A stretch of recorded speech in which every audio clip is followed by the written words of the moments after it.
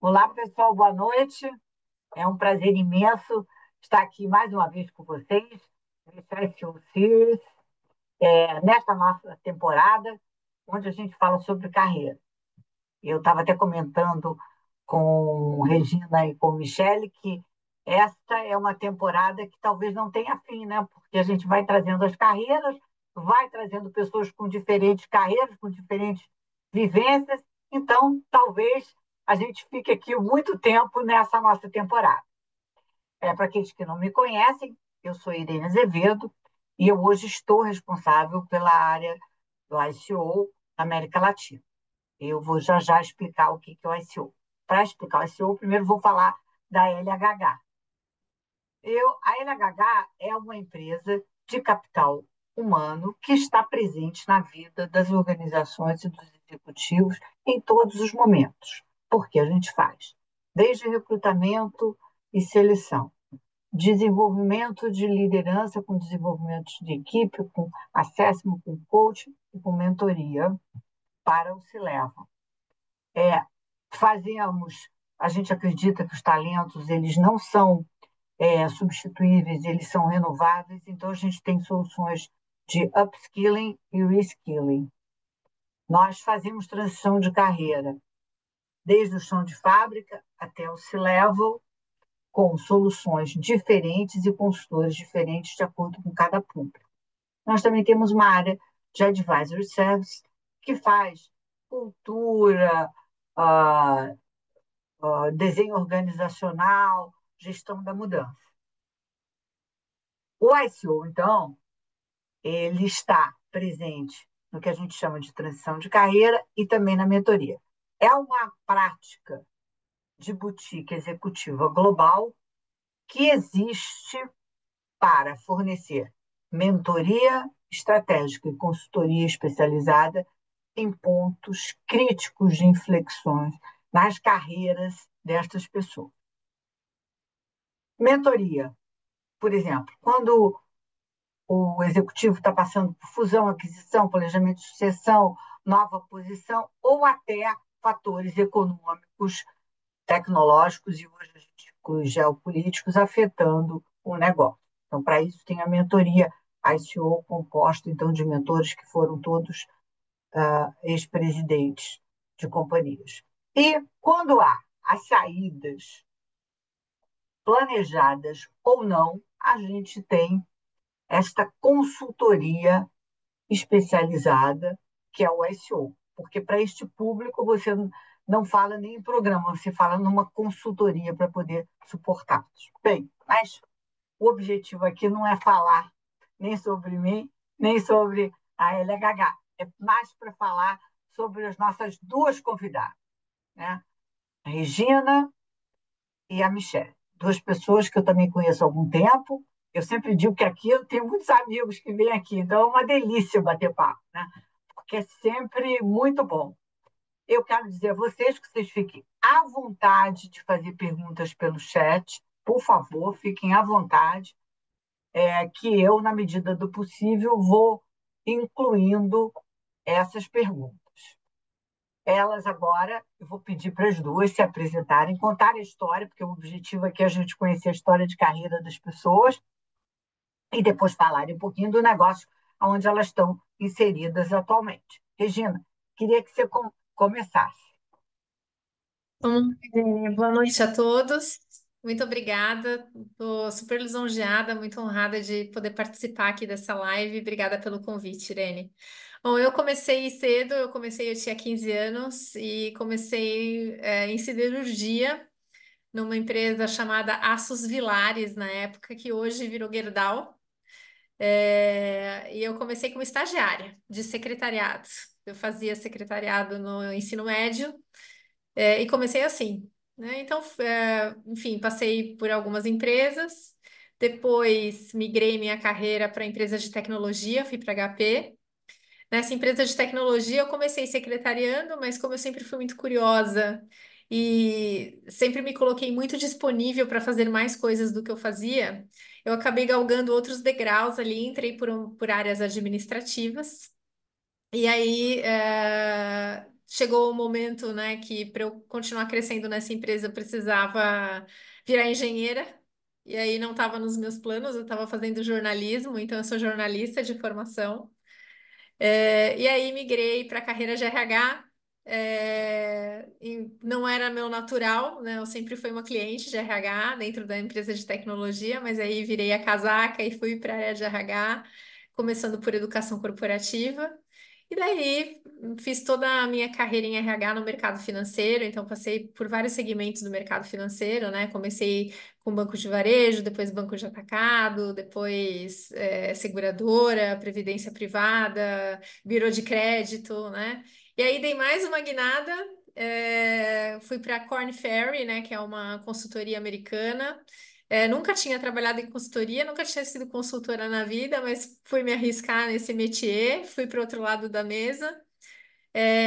E daí, depois de alguns anos, eu voltei para esse lado do balcão de RH e hoje estou na Lojas Renner SA, né? Uma empresa, enfim, bastante conhecida aí de todos, tem operações em todo o Brasil, na Argentina e no Uruguai.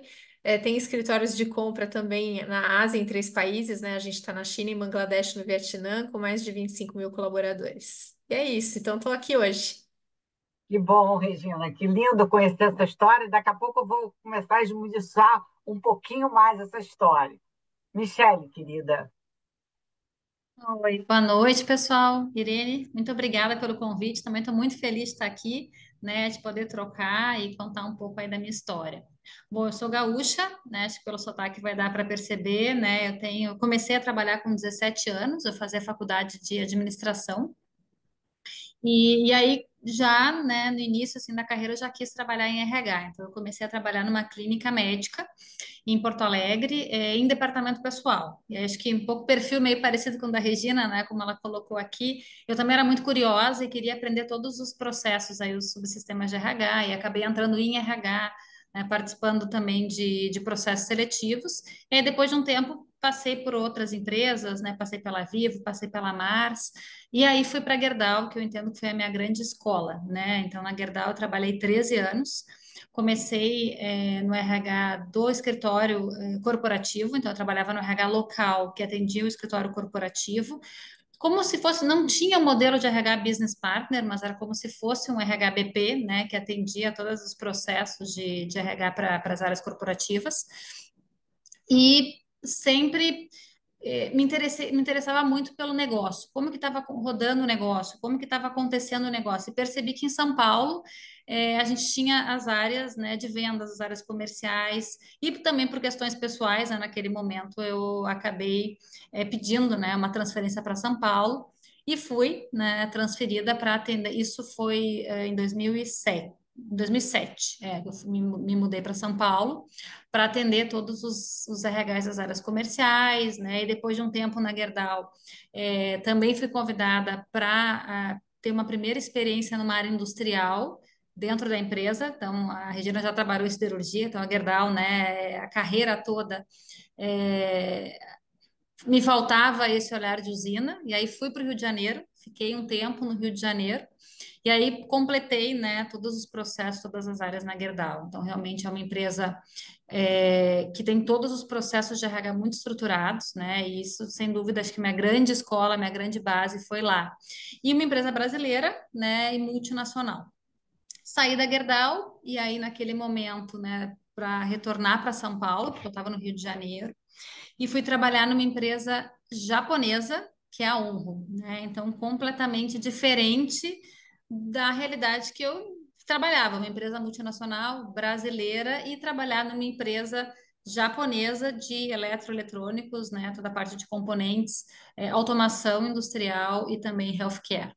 Aprendi demais, foi uma escola muito diferente. Eu me lembro que no processo a gente sou muito brasileira, isso mesmo, assim, porque eu tenho esse perfil, né, muito de relacionamento, de troca e de.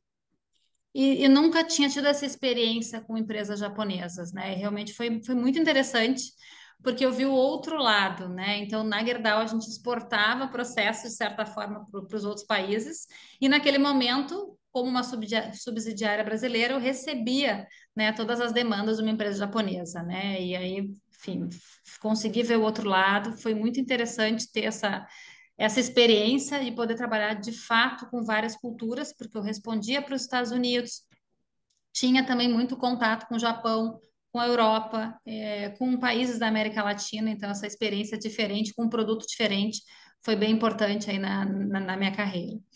Depois de 5 anos da Onro, acabei migrando, né, para um outro desafio numa empresa familiar da área da saúde, de tecnologia da saúde, que foi a Stratner, onde eu fiquei lá quase 3 anos.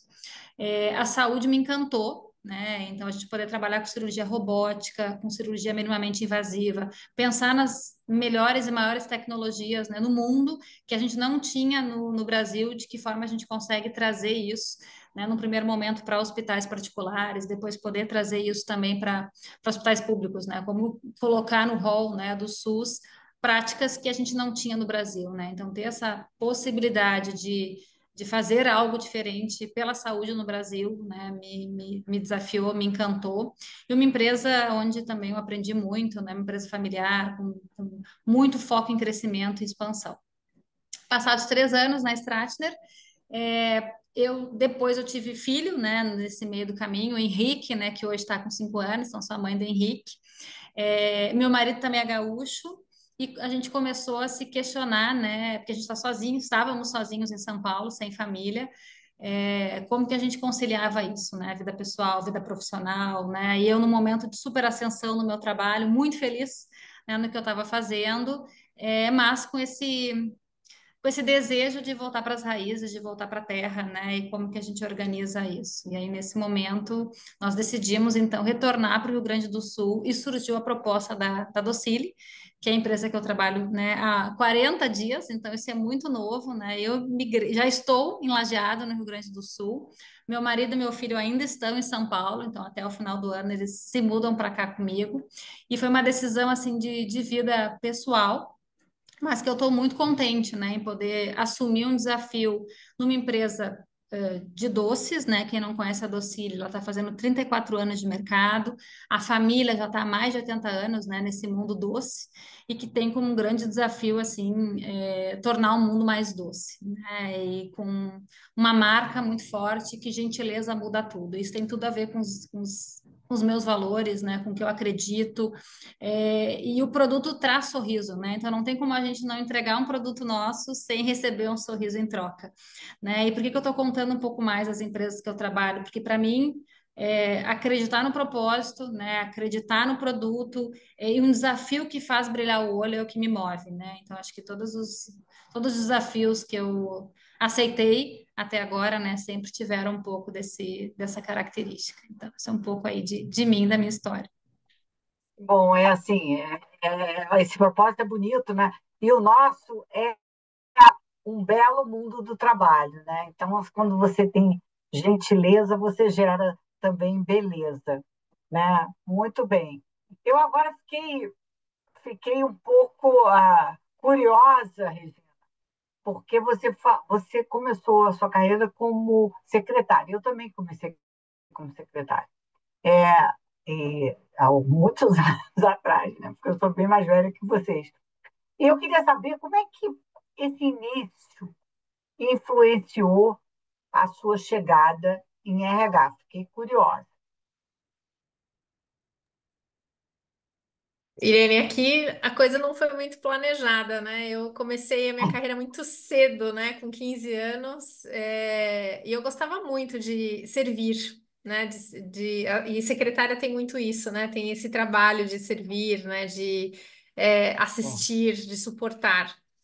E eu sempre gostei muito de fazer isso. Eu acho que a conexão com o RH vem disso, né? O RH também vem de servir, né? Eu acho que o principal, né? Estava ouvindo aqui você falando de beleza, a Michelle falando de gentileza. Hoje eu trabalho numa empresa de encantamento, né? Que fala que encantar é a nossa realização. E eu acho que o RH tem muito dessa questão de quem encanta é encantado, né? De quando você dá alguma coisa a mais, né? Quando você dá o seu melhor, põe o seu melhor na mesa, você recebe aquilo de volta de alguma forma.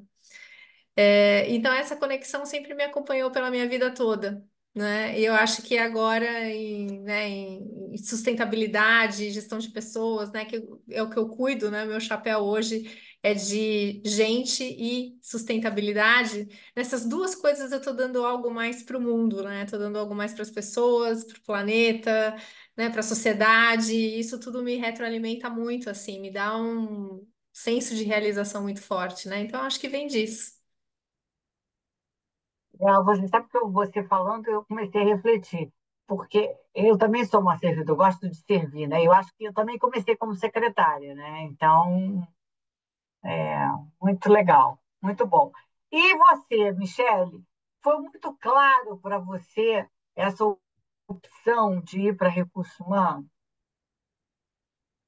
Sabe que eu acho que foi, eu estava ouvindo vocês falando de secretariado, na verdade, acho que o que me chamou muito a atenção, eu fazia parte, né, guardado a questão de religião, cada um tem a sua, eu super respeito, mas eu sou católica, e eu fazia parte de um grupo de igreja, né, quando eu era mais nova, como adolescente, e eu era engraçado assim, entrei nesse grupo de jovens, eu era líder, né, daquele grupo, eu tinha que todo sábado eu organizava as aulas, né, quais eram os temas que a gente ia discutir, e aí a gente recebia as pessoas de um jeito diferente. Então eu estava sempre pensando em formas de motivar, de engajar, de entregar, né, de encantar e de cuidar das pessoas. Eu estou ouvindo a Regina, é muito do que eu tentava fazer de um jeito diferente, né, na religião, e eu pensei, poxa, isso acho que tem a ver com RH, né? Eu quero poder tornar. Na verdade, eu fiquei. Hoje eu reflito um pouco que eu gosto de trabalhar o desenvolvimento e transformar a vida das pessoas. E que hoje a gente tem a oportunidade no RH de fazer isso para adultos. Mas eu tenho me questionado de que forma eu consigo ajudar crianças. Lá na base. Então, eu tenho pensado em como fazer algum tipo de trabalho voluntário, né, com crianças para já poder apoiar essa transformação desde o início. Então, assim, sempre tive claro o RH de uma certa forma, né, mas agora eu tenho sentido um chamado, né, de poder atuar também um pouco antes, né, de que forma eu consigo apoiar também as crianças nas suas escolhas profissionais, né, não só na empresa. Então, é algo que eu tenho refletido bastante.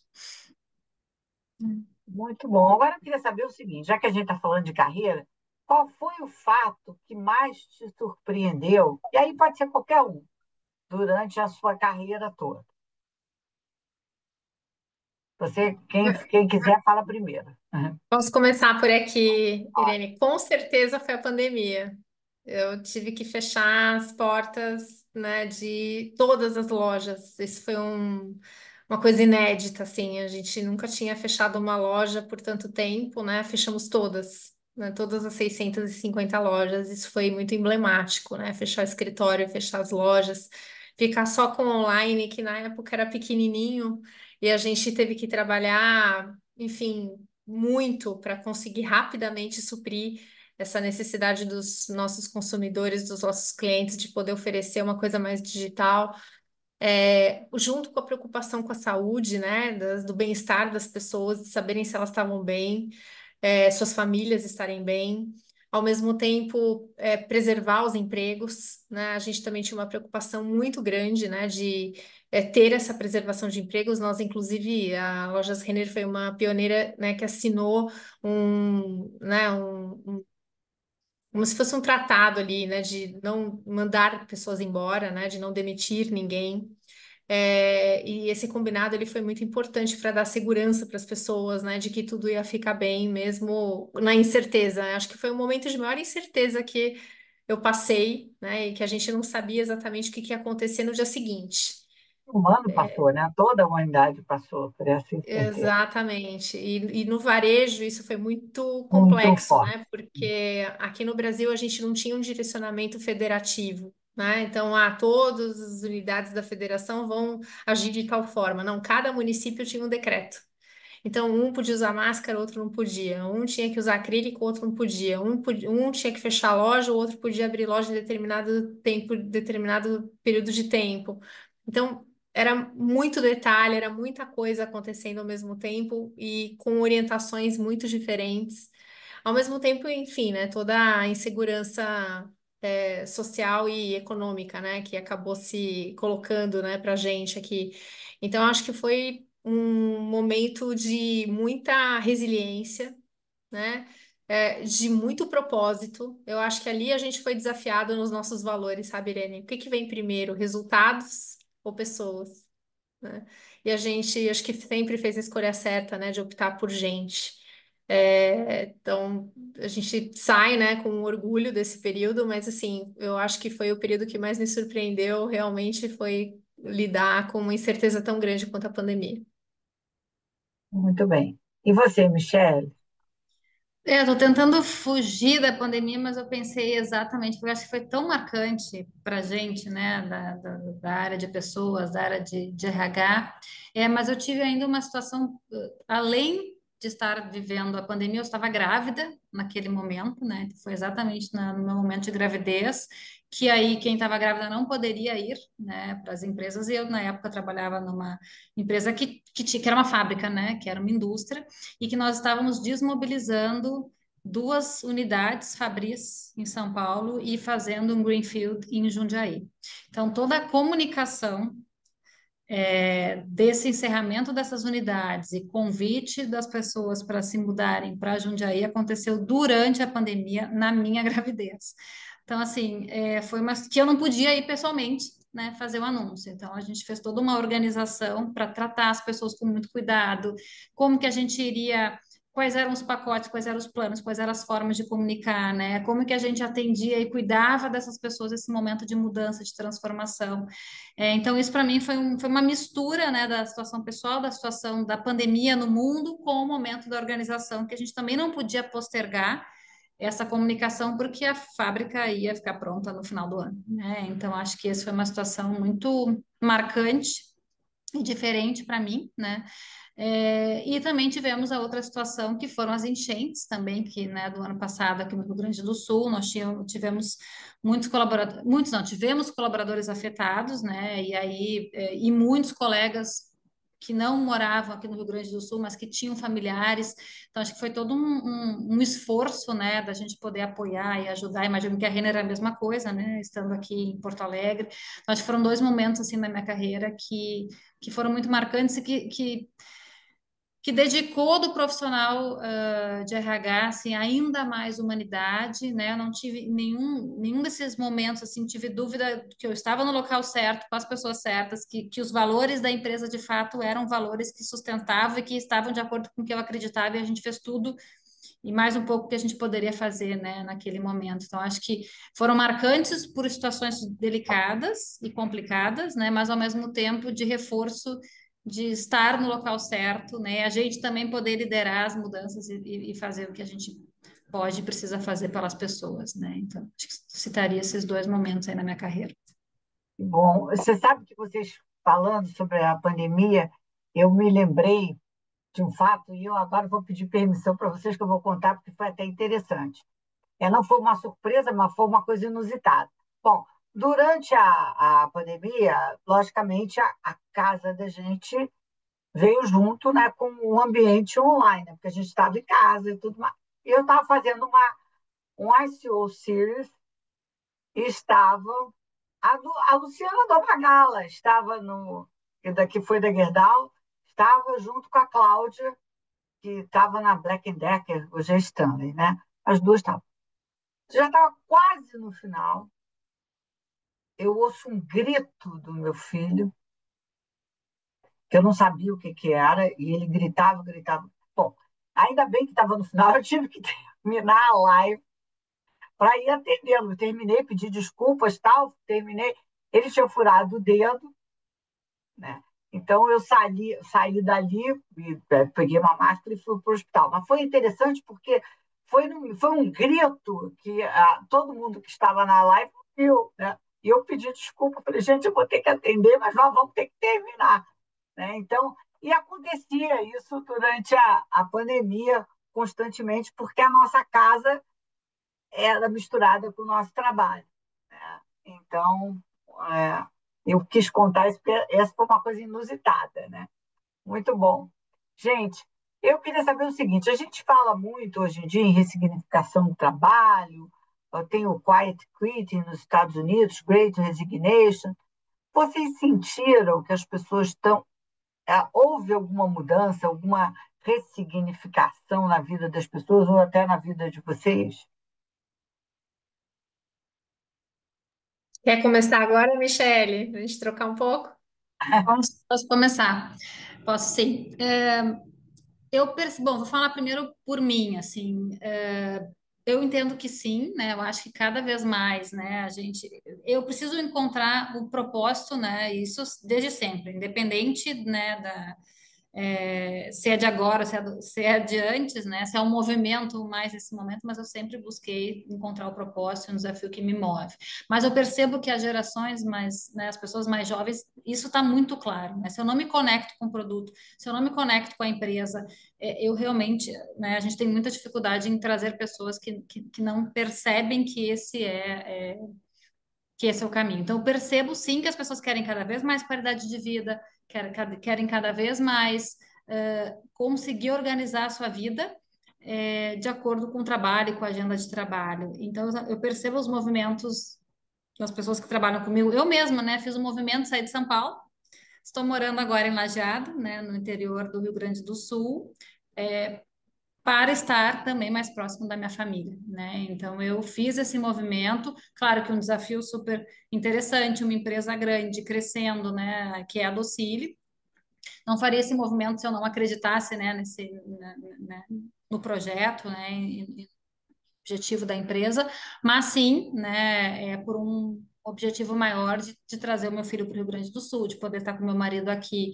Então, eu percebo sim esse movimento de ressignificação em grandes executivos. Muita gente, depois que eu anunciei a vinda, né, me chamaram, nossa, que coragem de poder retornar para o Rio Grande do Sul, que bacana, queria eu ter essa coragem também, né, de poder voltar para casa, de poder estar mais perto da minha família. Então, eu percebo que as pessoas têm refletido mais sobre isso e tem sim ressignificado o trabalho de forma a equilibrar, né, a vida profissional e a vida profissional. Acho que antes era mais um desejo das pessoas em geral, né? Ficava mais num e se, né? E quando eu fizer, será que agora as pessoas têm ido mais para a prática e de fato indo buscar cada vez mais aí esse equilíbrio.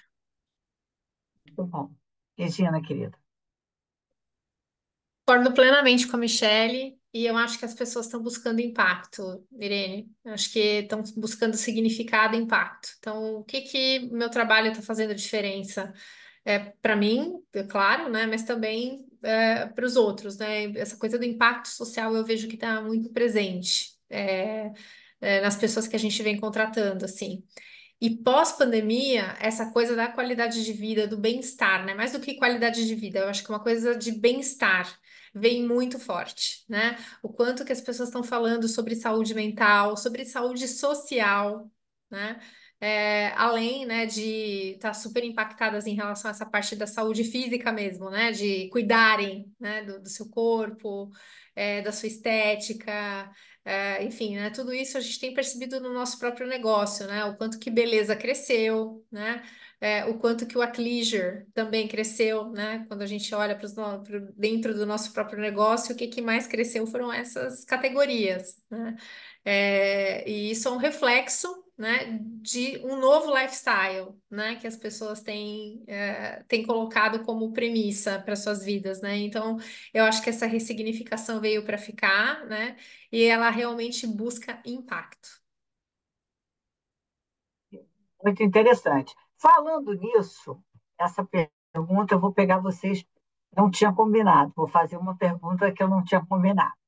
É, hoje, né, se fala, né, nessa mudança do perfil do CEO, que características você acha que hoje, dentro desse ambiente mais complexo, não é mais, é complexo, mas ele também é mais volátil, né? E o que que vocês acham que hoje, quando se procura num CEO, tá característica de um CEO? Porque a Gallup lançou uma pesquisa agora que disse que uma das que as pessoas queriam de um CEO era gerar esperança. E o gerar esperança é você mostrar para as pessoas que elas têm um objetivo, que elas podem chegar lá.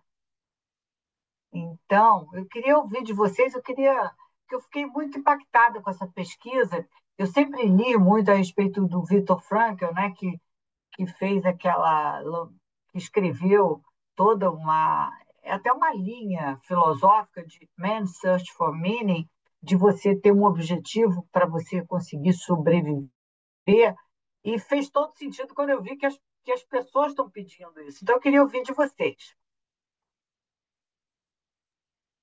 Eu Quem acho quer que ir primeiro? posso ir primeiro. Acho que tem buscado, pelo menos o que eu converso muito com o nosso conselho, né, Irene, assim, é uma coisa muito da capacidade de transformar, né? Que performar já está dentro das características inerentes a um Ah, CEO, né? Mas o transformar não está em todos, né? Então, quando você fala dessa questão de ser visionário e conseguir comunicar claramente essa visão que traz inspiração, que traz aspiração, né? Eu acho que a gente está falando de uma capacidade de transformar o ambiente, de transformar os negócios, de transformar o entorno, de transformar o próprio segmento, né? Então, eu acho que essa característica dessa ambidestria, né, da gente conseguir olhar para a performance, né, para geração de resultados, né, para que a gente continue sendo competitivo, mas olhando para um objetivo maior, né, que é esse aspiracional, esse que vai causar inspiração nas pessoas e vai trazer a transformação do negócio. ótimo. Michelle, Concordo 100% com a Regina. E eu adicionaria, assim, que eu acho que também é importante uma escuta ativa, uma abertura, né, para de fato, enfim, estar aberto a entender das pessoas, do mercado, né, ter esse espaço, né, para poder receber e sempre se retroalimentar, porque quanto mais, né, tu sobe, enfim, na posição, acaba sendo uma posição mais solitária. Então, acho que dessa forma de tu poder também te abrir, né, ter essa escutativa, criar pontes, e alinhar esse propósito, né? Então, acho que alinhar esse propósito, desdobrar a estratégia, né? E pensando no hoje, especialmente, não só no hoje, não ter esse olhar, ajudar o time a entregar hoje, mas pensando na manhã, né? Como tu consegue ter todas essas características para, de fato, transformar e inspirar as pessoas, né? Porque tu pode ser o melhor estrategista, mas se tu não tiver essa habilidade, né, esse olhar diferente para o outro e entender o momento, e ter essa sensibilidade de movimentar aquela empresa, né, para aquele propósito, movimentar as pessoas para atingir, né, tem que ter estratégia, mas tem que ter esse carisma, esse cuidado, essa sensibilidade para poder inspirar e movimentar a organização. eu diria que hoje é uma tarefa, quer dizer, é uma posição bastante difícil, né? Porque não se tem muita referência. Um fundador de uma empresa, um senhor bastante conhecido, ele disse uma frase que até na live passada eles comentaram. Ele falou assim: olha, eu sempre fui considerado um visionário. Hoje eu me considero um analfabeto.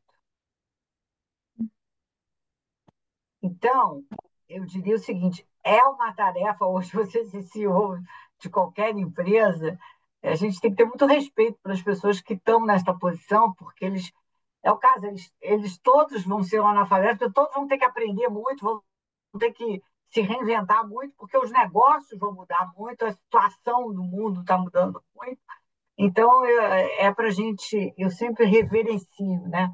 Assim como eu reverencio os jovens, porque eu acho que é, eles têm um ambiente mais desafiador pela frente, né? Do que, por exemplo, eu, né? Por exemplo, eu, quando comecei o trabalho, eu fui chamada a trabalhar, eu estava na praia.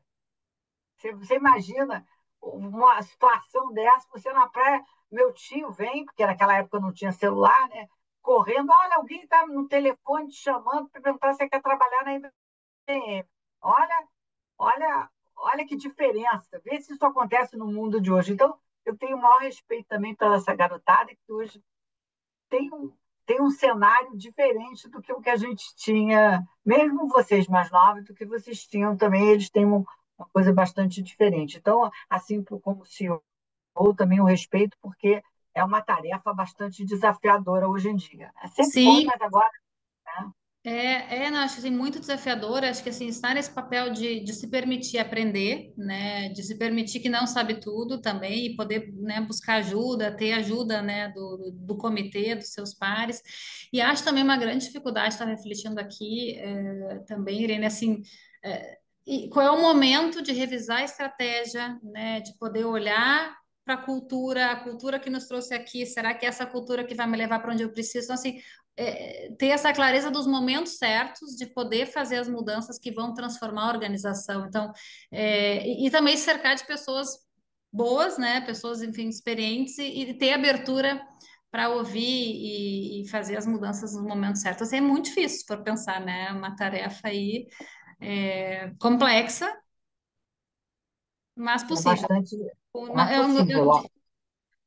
como time, né? Eu acho que tem que, enfim, entender bem da cultura da empresa e se cercar das melhores pessoas para fazer os movimentos.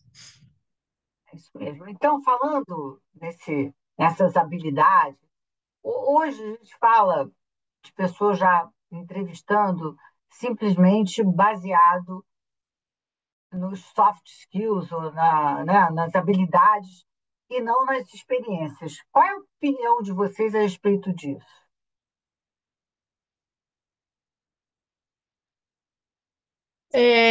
Eu acho super importante a gente trabalhar sobre as skills, porque elas falam muito sobre não quem nós somos ou quem fomos, mas quem podemos ser. Então, eu acho que as skills elas trabalham muito com uma cultura de desenvolvimento, que é a que eu gosto, né? É quando, pegando aqui as palavras suas e da Michelle, né, falando sobre aprender sempre, né? A gente está sempre com a mente aberta para aprender sempre. Para a gente conseguir fazer upskilling ou reskilling, a gente precisa ter essa mente aberta. E esse self-awareness, eu acho que você trouxe uma questão aqui muito importante, sabe, de autoconhecimento, do quanto que eu sei que eu não sei. E ter a humildade de reconhecer isso para aprender, para se colocar como um aprendiz e ir buscar, né? Então, considero essa pessoa que falou, né, essa frase, assim, uma pessoa extremamente humilde, né? Porque realmente, e com uma autoconsciência muito elevada.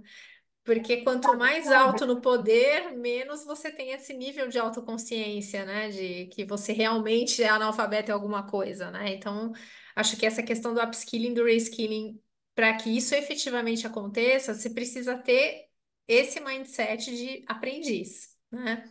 Agora, eu coloco sempre uma perspectiva de equilíbrio, sabe, Irene? Eu acho que a experiência também, ela diz algo sobre a gente, né? Ela nos moldou até aqui, ela traz repertório, né? Então, tem muita coisa que o repertório, ele ajuda, né? Na hora né, de algumas dificuldades, de alguns desafios, esse repertório, ele traz suporte. Mas ele não pode ser único no trabalho, porque senão você fica parado, você fica estancado na mesma forma como você resolveu problemas passados. E os problemas atuais e futuros, não necessariamente a forma como você resolveu no passado vai ser aqueles que vão ser bem-sucedidos no futuro. Então, eu acho que o equilíbrio entre respeito ao repertório que você angariou e utilizar isso a seu favor, mas também estar aberto e humilde para entender o que você não sabe e buscar esse desenvolvimento para você ou de uma maneira compartilhada com outras pessoas, tendo o melhor time. Né? Então, nem todo mundo, né? Ninguém sabe tudo de tudo, mas você pode se cercar de pessoas que saibam, né? E de pessoas que são melhores do que você em algumas coisas, né? Então eu acho que esse que é né? Acho que para mim essa é alquimia. Ótimo. É. Michele, querida. Não, vai parecer que, assim, eu já concordo, mas concordo, né? Exatamente com o que a Regina falou, porque eu realmente acredito no equilíbrio. Eu acho que só a experiência, ou só ter as skills sem ter tido a oportunidade de colocar em prática também, acho que não é suficiente, né? Só ter um potencial e tu não concretizar ele também não, né, também não ajuda. Então, como eu consigo equilibrar tendo clareza, né, de quais são as habilidades que eu preciso, quais são os skills que eu preciso, identificar quem são essas pessoas, quem são esses talentos, né, e conectar com pessoas que têm experiência, para que a gente consiga, né, ter o melhor, né, ter melhores resultados, sem dúvida, é o melhor dos mundos.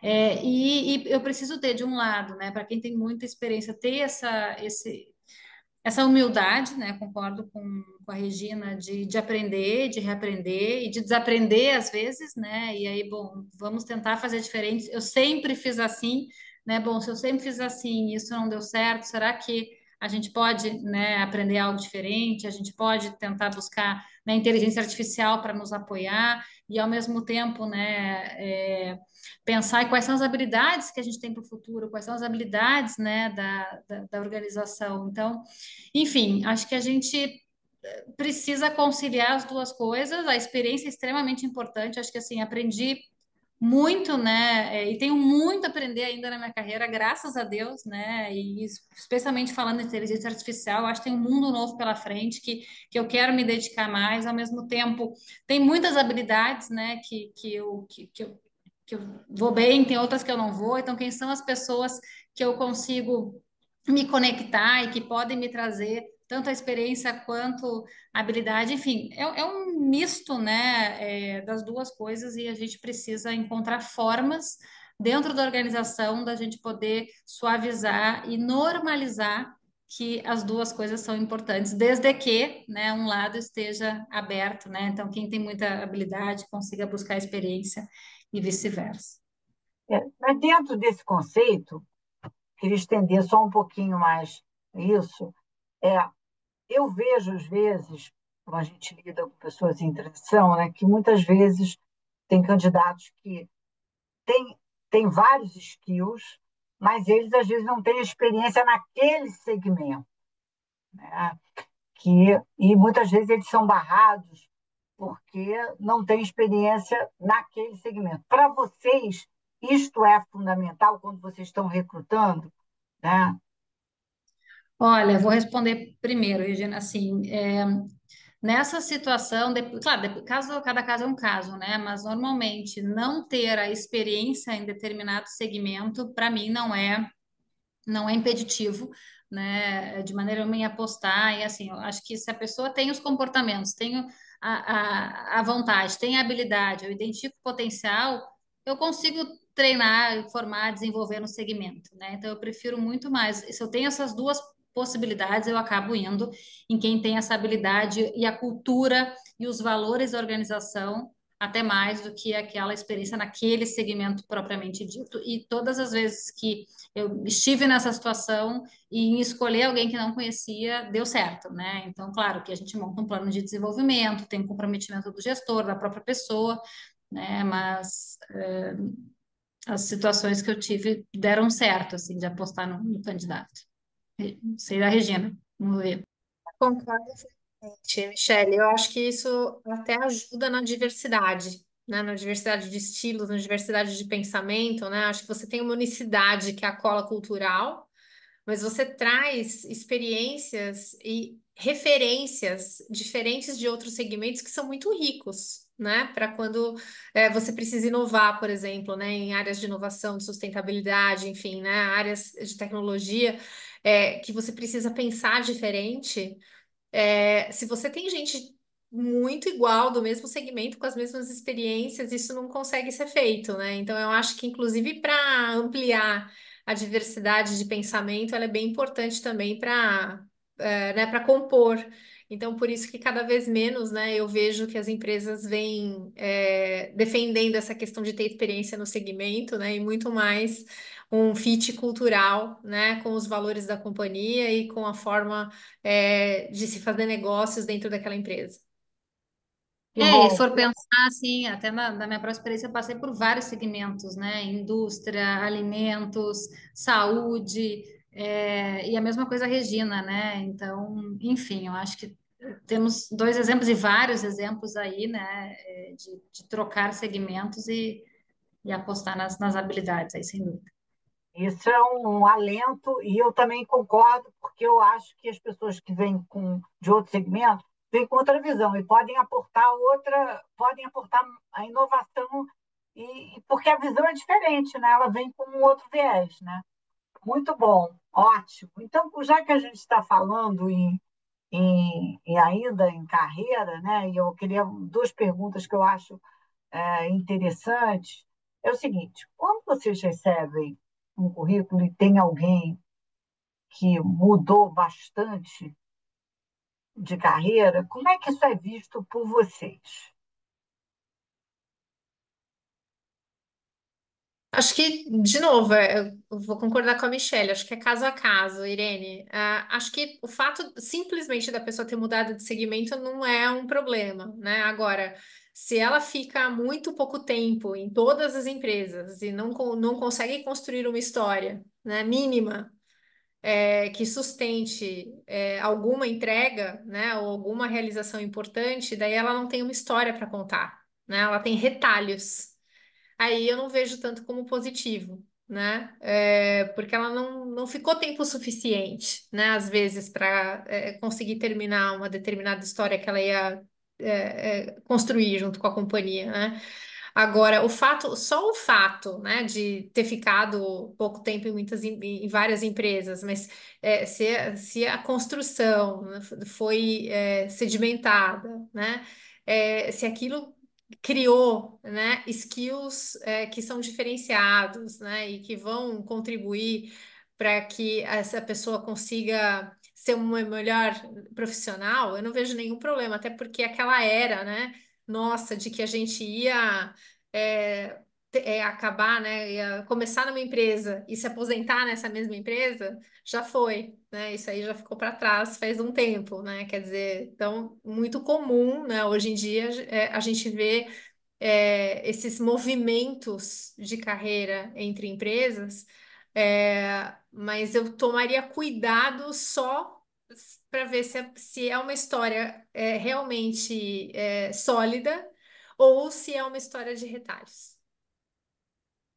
Perfeito. Michele, E até para não repetir, né, o que a Regina falou, eu concordo. E eu acho que a gente, assim, uma boa entrevista, né, é o que vai, assim, eu não descarto um currículo nessa situação, e vou entender isso bem a fundo numa entrevista, né, para entender as histórias, para entender os motivos, para entender os anseios, né. Eu já entrevistei gente que tinha essa situação e cada movimento foi muito bem fundamentado, com explicações muito concretas ou por momento de vida, ou por momento da organização, ou por desafios, fechou o ciclo.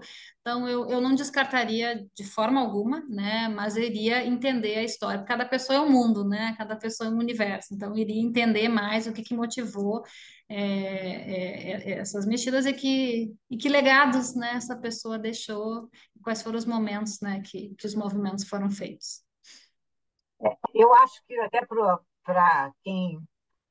o executivo que está passando por isso, quando ele está no início de carreira, você tem até uma história mais fácil de você contar, né? Porque você tem que experimentar mesmo. Até é bom que você passe por algumas experiências, né?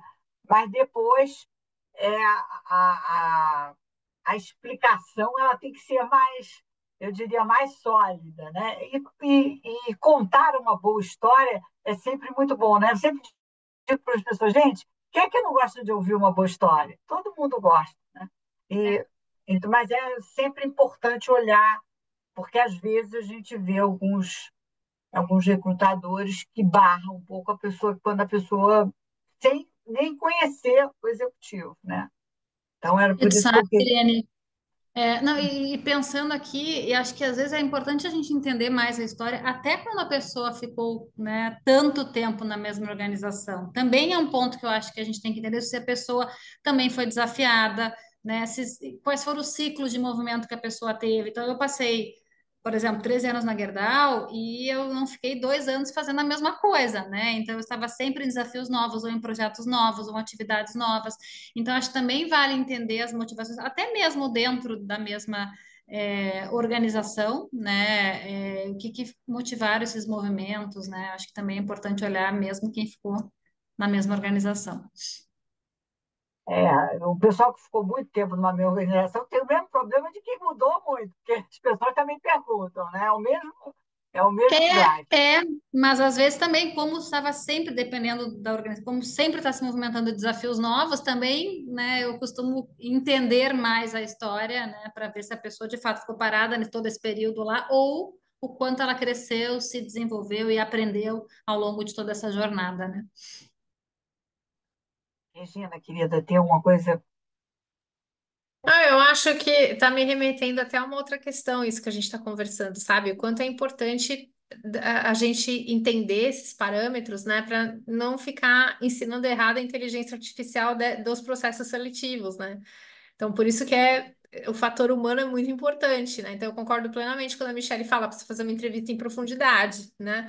Porque se a gente deixa só para a inteligência artificial tomar decisão, esse serve, esse não serve, a gente pode ou pegar candidatos muito ruins e descartar muitos bons, né? Por causa de filtros simplórios como esse, por exemplo, né? De tempo mínimo ou tempo máximo, né? Em determinadas empresas. Então, cuidado, né? Que o profissional de RH tem que ter agora com essas novas tecnologias e elas têm que ser usadas, tá, gente? Não é para não usá-las, elas têm que ser usadas, né? Mas o quanto que a gente precisa ensinar muito bem, né, essa inteligência artificial nesses parâmetros, a gente precisa estudar muito bem os dados, né? E nunca, né? Acho que uma coisa que nunca vai acontecer é a criatividade humana, né? Ser delegada para uma máquina, né? A gente é um ser criativo, o fator humano, né, nunca vai ser substituído por uma máquina, né? Então, o fator emocional de uma entrevista em profundidade, né, o olho no olho ali, é sempre super importante. Então, né, não deixaria de fazer essa pesquisa, mesmo, né, para aquelas empresas que já usam ferramentas mais avançadas como essas de inteligência artificial. É isso mesmo. Bom, eu sei que vocês não tiveram uma carreira internacional, mas vocês são recrutadores também, né? Chegam os currículos para vocês, né? Então, o que que você acha, o que que vocês acham que é importante uma pessoa, se é importante uma pessoa ter uma carreira internacional, porque que cuidados essa pessoa precisa ter? Acho que uma carreira internacional, Irene, traz amplitude, traz visão global, traz uma diversidade cultural, né? Eu acho que ela amplia a sua visão de mundo, assim, né? Acho que te traz novas referências e um jeito diferente de olhar para o mundo e de entender como o mundo nos olha. Então, eu acho que amplia bastante. É, Agora, tem que fazer sentido para a pessoa uma carreira internacional, porque ela demanda alguns sacrifícios, né? Alguns trade-offs. Então, eu acho que precisa fazer sentido para as pessoas. Para aquelas que fazem sentido, eu acho que é super bacana poder ter essa visão ampliada e que desafia, sabe, o status quo, desafia a forma como a gente pensa, desafia a forma como a gente culturalmente age, porque tem outros aspectos culturais né, ao redor do mundo que fazem com que a vida seja diferente. Então, acho que tudo isso é super importante, assim, eu colocaria tudo isso em perspectiva. Michele, querida.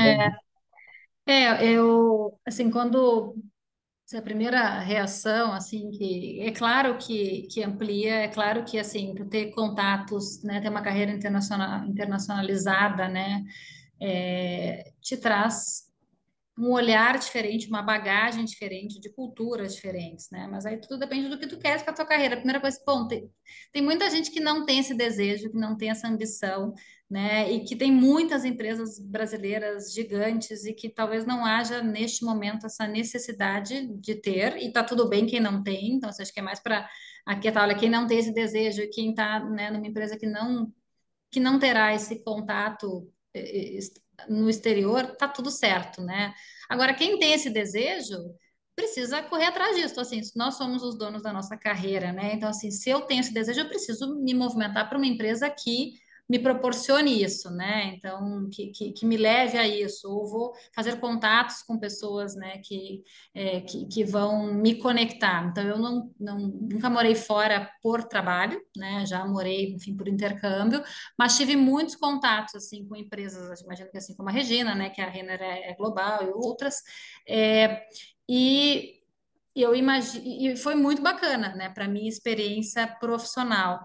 Neste momento de carreira, eu não tenho esse desejo, né, de ir para fora do país, especialmente por ter o meu filho pequeno, por acreditar, né, que é possível, né, sermos brasileiros e termos uma carreira sólida, bacana aqui no Brasil. Mas é um desejo meu, né? Eu acho que tem, e se alguém tem esse interesse, eu acho que tem que correr atrás, né? E se profissionalizar, porque os profissionais que tiveram uma vivência no exterior, né, de todas as empresas que eu passei, de fato, tem uma resiliência diferente, né? Tem um olhar diferente sobre, especialmente sobre riscos e oportunidades além, né, do Brasil. Não que a gente não tenha quem não morou fora, mas essas são algumas características que eu percebi desses profissionais que passaram, né, por experiências lá fora. Não sei se respondi a tua pergunta, Irene, mas é um pouco do que. Respondeu sim. A única coisa que eu quero colocar sobre esse assunto é que eu acho que você tem que pensar muito até na época em que você vai para fora. Quando você é jovem, se você for, é fácil você voltar. Se você vai mais com mais senioridade, a volta nem sempre é tão trivial, né? Porque às vezes nem pela própria empresa você consegue voltar, porque às vezes seu cargo já está no nível que não dá para voltar mais para o país. Então, isso tem que ser pensado bastante e, principalmente, gente, é se a família topa ir como projeto de vida também. Porque eu já vi também muita gente e depois chega 1, 2 anos, a família não se adapta, não quer, tal, a pessoa tem que voltar. Então, essas são as duas considerações. Eu também acho que é importante. Eu também só fui como intercâmbio, né? Mas eu acho que é uma experiência única, tal, mas tem que ser bem pensado e tem que estar dentro desse escopo maior que é a sua carreira. Muito bom, gente. A gente está chegando ao final. Eu falei para vocês que era rápido, né? E eu agora deixo esses minutinhos finais para vocês poderem deixar aqui uma mensagem para essa plateia, que hoje ficou bastante quieta, não tive nenhuma pergunta, mas eu que só vi alguém botando corações e aplaudindo, olha aí, ó, aplaudindo, corações, tal, mas todo mundo quietinho, né? É, Então, eu queria que vocês deixassem uma mensagem final para esse público aqui, que é um público ativo, que está sempre com a gente, que depois também podem ouvir a gravação, né? E a gente é bom porque a gente procura ter uma mesma perguntas, porque as respostas são completamente diferentes, as visões são completamente diferentes. É muito interessante isso. As pessoas ficam com uma quantidade de perspectivas diferentes. Então, deixo agora para vocês falar. Ah, queria começar, então, agradecendo o convite, né? Foi uma delícia aqui trocar, conversar, refletir um pouco sobre a minha carreira. Eu acho que a gente acaba, eu, pelo menos, acabo fazendo pouco isso, né? Acho que a área de RH, a gente está sempre falando sobre as pessoas, com as pessoas e apoiando no desenvolvimento das pessoas. Eu acho que nesse momento parar, né, e refletir sobre a minha carreira e até ter orgulho mesmo das coisas que a gente constrói, né? Então eu gostei muito até para minha própria reflexão e eu acho que agradecer esse momento, me colocar à disposição, né, para seguir nessa conversa, né? Para mim foi super importante. E eu acho que assim, sou super fã de momentos de desenvolvimento e de carreira. Então contem comigo e obrigada, Irene, por esse espaço. Foi um prazer imenso. Regina, querida. Bom, também agradecer muito aí a você, a todos os executivos que estão nos assistindo, muito obrigada. E eu acho que o meu recado final, que serve, assim, que também está na minha reflexão, é o lifelong learning, assim, sabe? A gente aprender sempre, a gente está sempre com esse espírito de aprendiz. saber que nós estamos sempre necessitando assim de aprender coisas novas, né? Que as coisas novas estão aí, elas estão pipocando, estão cada vez mais chegando mais rápido e a gente poder se colocar nessa, não nessa angústia, né? Porque isso pode nos angustiar. Mas se a gente colocar em outra perspectiva no espírito de aprendiz, a gente deixa a angústia de lado e passa a ser uma coisa de curiosidade, né? De querer abraçar o novo, de querer aprender com quem sabe mais do que você, com quem veio depois de você, não só com quem veio antes, né? Porque a gente aprendeu muito a aprender com quem veio antes, mas quem veio depois também, que são os mais jovens, né? E que estão querendo nos ensinar coisas novas aí também, né? Que a gente possa se abrir para esses momentos de lifelong learning. Acho que né, uma vida de aprendiz é uma vida muito rica. É Obrigada, viu, isso. Irene? Eu é que agradeço a você e a todos que estão aqui. E como mensagem final, eu vou deixar essa frase que realmente me impactou muito. Nós somos, nós estamos analfabetos hoje. Então, é, porque nós estamos vivendo um momento inusitado. Então, gente, essa humildade, e a humildade para aprender quer dizer que a pessoa é corajosa, porque só quem tem essa humildade de dizer, olha, eu não sei, eu tenho que aprender, ele é um corajoso, né? A gente, quando entrevista, nunca pergunta se a pessoa é corajosa, que a pessoa vai dizer que sim. Mas a gente pergunta quantas vezes ela teve que aprender algo novo, porque aí sim essa humildade. Então, gente, eu quero dar uma boa noite a todos, agradecer mais uma vez a vocês, tanto Regina quanto Michele, pela presença, foi uma delícia e espero ter vocês de novo aqui para a gente conversar sobre outros assuntos. E a vocês que estão aqui com a gente, muito obrigada pela presença sempre. Um beijo a todos e muito boa noite. Tchau, gente. Tchau, tchau. Tchau. Tchau.